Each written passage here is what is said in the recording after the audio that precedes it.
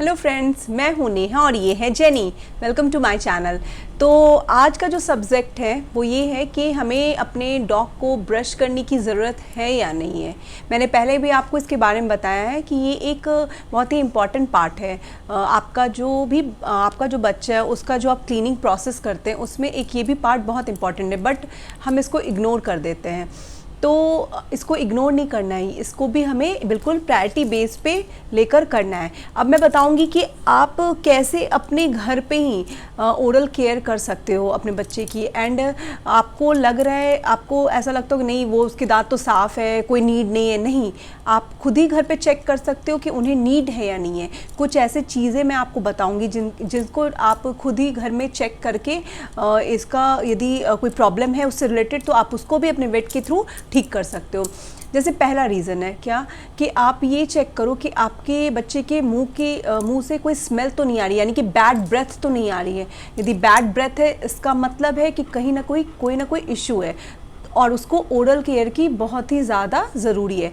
कभी कभी ऐसे भी होता है कि आपका बच्चा बहुत ज़्यादा ड्रूलिंग करता है, तो ड्रूलिंग बहुत सारे रीज़न्स होते हैं ड्रूलिंग के, but one of the reason ये भी है कि यदि आपका जो उसका ओरल केयर है वो प्रॉपर वे में नहीं हो रहा है तो भी ड्रूलिंग की इश्यूज़ होती है। ठीक है। सेकेंडली, बैड ब्रेथ मैंने आपको बता दिया, ड्रूलिंग बता दिया।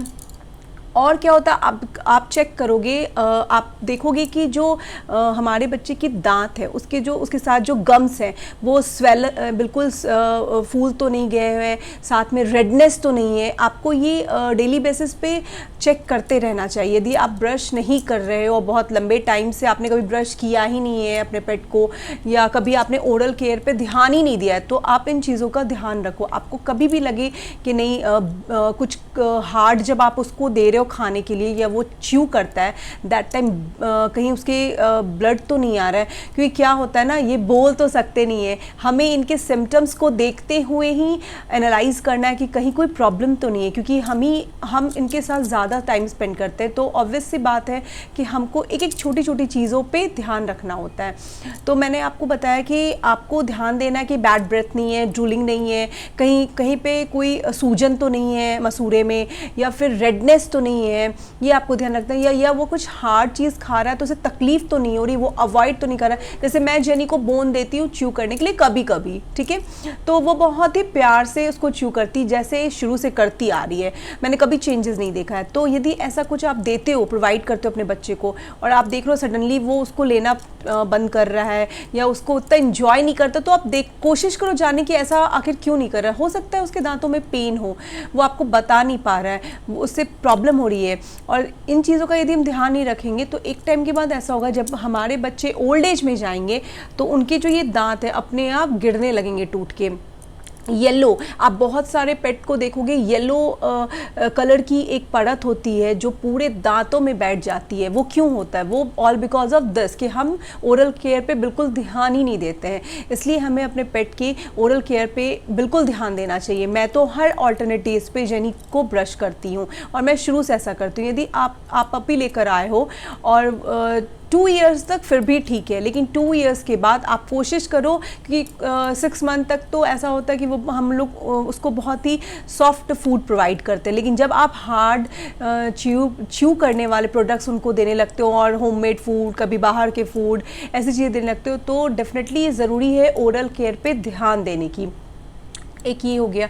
दूसरी बात ये है कि बहुत सारे पेट पेरेंट्स ऐसे जो बोलेंगे कि हमारा पेट बहुत नॉटी या एग्रेसिव है, वो ब्रश नहीं करवाता है, क्योंकि आपने शुरू से हैबिट नहीं डाला है, इसलिए ब्रश वो नहीं कराता है। एक हैबिट ना बहुत इंपॉर्टेंट चीज़ है। मैंने कॉम्बिंग की, ब्रशिंग की, ये सारी हैबिट्स जेनी को बचपन से दिया है, तो वो क्या है, यूज टू है, उसे अच्छा लगता है। जब मैं उसे बोलती हूँ चलो बेटा कॉम करने, तो वो मेरे पीछे पीछे आती है। वो कभी भी ये नहीं करती कि नहीं मुझे कॉम नहीं करना। हाँ, लेकिन जब शुरू में मैंने कॉम्बिंग स्टार्ट किया था, दैट टाइम ये मुझे परेशान करती थी, बट 1 वीक बाद ये बिल्कुल सेटल हो गई। इसे पता है कि कॉम्बिंग कराने से इसे ही अच्छा फील होता है। उसी तरह ब्रशिंग के लिए भी स्टार्टिंग में इसने परेशान किया, बट धीरे धीरे ये बिल्कुल यूज टू हो गई।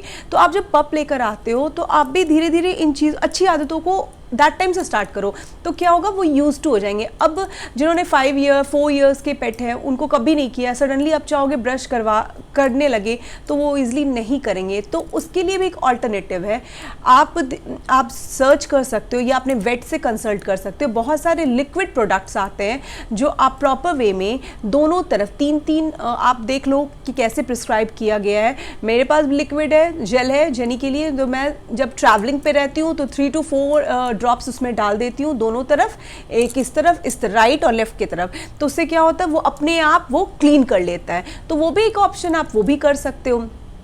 और लग रहा है कि नहीं बहुत ज़्यादा पीला पड़ गया, दांत मसूड़े सूज गए हैं, रेड है, ब्लड आ रहा है, तो आप फटाफट डॉक्टर से मिलो।